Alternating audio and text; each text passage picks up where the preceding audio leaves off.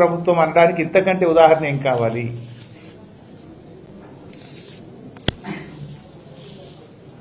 ఇక మూడో అంశం, రెండు అంశాలు అయిపోయినాయి బాస్. థర్డ్, సరే మీరందరూ కూడా జర్నలిస్టులే బాస్.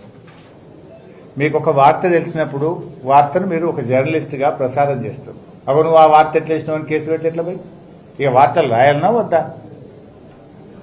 అంటే ఇవాళ ఎన్టీవీ భుజం మీద తుపాకు పెట్టి మొత్తం మీడియాను భయభ్రాంతులకు గురి చేస్తున్నాడు. అన్ని మీడియా ఛానళ్లను, మీడియా హౌజులను తన కట్టడిలోకి తీసుకోవాలని రేవంత్ రెడ్డి ప్రభుత్వం ప్రయత్నం చేస్తుంది. ఇప్పుడు ఈ ప్రజాస్వామ్యంలో 4 స్తంభాలు ఉంటాయి. ఒకటి శాసనసభా వ్యవస్థ, ప్రజాస్వామ్య వ్యవస్థ. 2 న్యాయస్థానాలు. 3వది బ్యూరోక్రసీ, అంటే కార్యనిర్వాహక వర్గాలు. 4వ స్తంభం మీడియా. ఈ 4 బాగుంటేనే ప్రజాస్వామ్యం అనేది పదిలంగా ఉంటుంది. కానీ 4వ స్తంభమైన ప్రజాస్వామ్య వ్యవస్థకు అత్యంత ముఖ్యమైనటువంటి మీడియాను ఈరోజు రేవంత్ రెడ్డి బ్లాక్మెయిల్ చేస్తూ ఉన్నాడు. రేవంత్ రెడ్డికి ఎందుకో మీడియా అంటే చాలా కోపం ఉంది. ఆ మధ్య ఒకసారి మాట్లాడుతూ ఏమన్నాడు, జర్నలిస్టులను చూస్తే వల్ల చెంపలని వలగొట్ట బుద్ధి అవుతుంది అని ఓపెన్ గా పబ్లిక్ మీటింగ్ లో మాట్లాడాడు. వల్ల చెంపలు వలగొట్టాలనిపించిందట ఆయనకు. ఆయన అంత కసి ఉన్నది మీడియా మీద. అది నేను చెప్తలేను, రేవంత్ రెడ్డి గారే పబ్లిక్ మీటింగ్ లో చెప్పిన మాట గుర్తు చేస్తున్నా.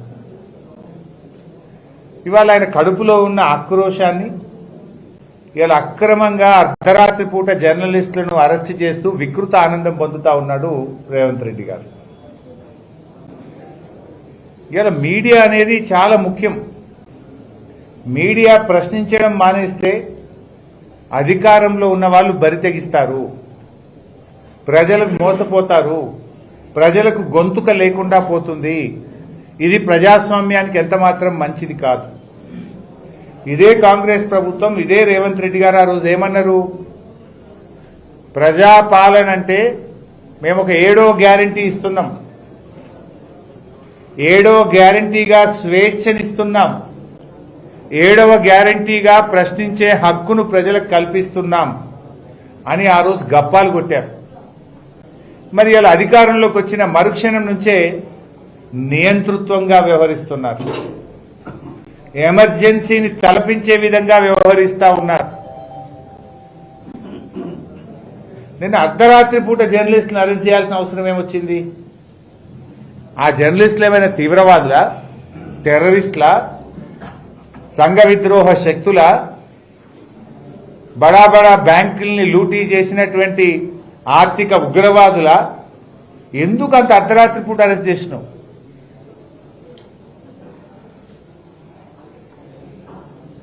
వాళ్ళకి నోటీస్ ఇవ్వచ్చు, పిలవచ్చు కదా. ఇలా అందులో ఒక అరెస్ట్ చేసిన ఒక జర్నలిస్టు పరిపూర్ణానందచారి. ఈ సంఘటన జరిగినప్పుడు 3 రోజులు శబరిమలలో ఉన్నాడు. ఆయన 3 రోజులు లీవ్లో ఉన్నాడు, శబరిమలలో ఉన్నాడు. ఈ విషయంతో సంబంధమే లేని చారిని అర్ధరాత్రి పోయి అరెస్ట్ చేసుకొచ్చేది. అంటే మీరు ఎంత నియంతృత్వంగా, ఎంత ఏకపక్షంగా చేస్తున్నారనడానికి ఉదాహరణ ఇది. వీళ్ళ మీద ఎస్సీ ఎస్టీ కేసు పెడదామని ఆలోచన చేసిండ్రు. అరెస్టు చేసిన జర్నలిస్టులో సుధీర్ ఒక దళిత బిడ్డ. అంటే దళిత బిడ్డ మీదనే దళిత కేసు పెడతారండి, ఎస్సీ ఎస్టీ కేసు. ఆహా, ఏం ప్రజాస్వామ్యం రేవంత్ రెడ్డిని ఇది. నేను అడుగుతున్నా, ఇవాళ ఆ సజ్జనారు కాంగ్రెస్ కండువా కప్పుకో రాదాను? ఏం మాట్లాడుతున్నావు నువ్వు? మీ డీజీపీ నువ్వు, మీరు మీ కాకి బుక్ ఏం చెప్తున్నది? మేము చట్టాన్ని అమలు చేస్తున్నాం. మరి ఆనాడు కేటీఆర్ గారి మీద అడ్డగోలుగా మంత్రి సురేఖ మాట్లాడినాడు, నీ చట్టం ఏమైంది? ఆ రోజు కూడా బాధపడ్డది ఒక మహిళనే కదా. ఆ రోజు అడ్డమైన ఆరోపణలు చేస్తే మీరు కేసులు పెట్టకపోతే, మీ ప్రభుత్వం చర్యలు తీసుకోకపోతే కేటీఆర్ గారు ఆవిడ మీద సూట్ ఫైల్ చేసినారు. సురేఖ గారి మీద కేటీఆర్ గారు కేసు వేసినారు. ఏం కేసు అంటే